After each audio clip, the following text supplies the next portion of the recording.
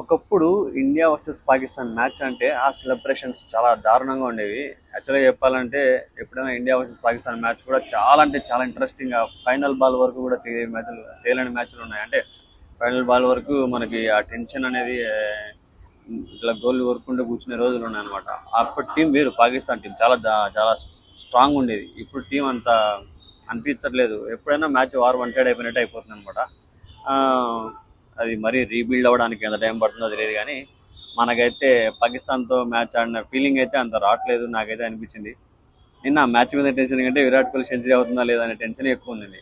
And Virat Kohli ఫ్యాన్స్కి మాత్రం ఇది ఒక పండగ అని చెప్పాలి. As a Virat Kohli fan నేను కూడా చాలా హ్యాపీ అనమాట. After long time, after world cup వన్డేల్లో విరాట్ కోహ్లీ మళ్ళీ సెంచరీ చేయడం జరిగింది. 51 century and 82nd century in international cricket. So that's a great thing అనమాట, గ్రేట్ అచీవ్మెంట్స్. అండ్ నిన్న 14,000 రన్స్ కూడా కంప్లీట్ చేసుకున్నాడు. So happy for that. ఇలాంటి చాలా చాలా మంచి విషయాలు జరిగాయి నిన్న. Man of the match in ICC tournaments. In ICC tournaments Pakistan అంటే ఆటోమేటిక్గా విరాట్ కోహ్లీ బ్యాడ్ ఫామ్లో ఉన్నా కూడా ఇట్లా ఇట్లా లేచి కూర్చుంటాడు అనమాట. అంత ఊపు వచ్చేస్తుంది.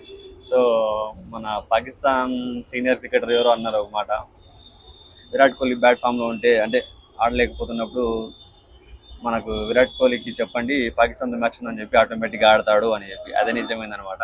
సో చాలా అంటే చాలా హ్యాపీగా ఉంది. నిన్న వచ్చి ఒక్కొక్కరు ప్లేయర్స్, ఇప్పుడు శ్రేయాస్ అయ్యర్ ఉన్నాడు, శ్రేయాస్ అయ్యర్ కొడుతున్నాడు, భయం వేసింది ఒకసారి సెంచరీ అవుతుందా లేదా అని. హిట్టింగ్ స్టార్ట్ చేశాడు, ఎట్లా అవుట్ అయ్యే టైంకి వెంటనే మళ్ళీ ఎవరు వచ్చారంటే పాండ్యా వస్తే సెంచరీ అవ్వనివాడబ్బా, అదొక టైప్ అంతే. సో అక్కడ ఒక టెన్షన్. మళ్ళీ వాడు వచ్చినప్పుడు 4-6 వస్తున్నాడు, కానీ డిఫెండ్ చేసి విరాట్ కోహ్లీ స్ట్రైక్ ఇచ్చి సెంచరీ చేసుకుని ఇద్దామని చెప్పి అయితే అనుకోడు. అందుకే భయంతో అదొక టెన్షన్ క్రియేట్ అయింది అనమాట. మ్యాచ్ విన్నింగ్ ఏముంది, చాలా అప్పటికి ఎప్పుడో ఫిక్స్ అయిపోయింది మ్యాచ్ విన్ అయిపోతుంది, ఆల్రెడీ వన్ సైడ్ అయిపోయింది.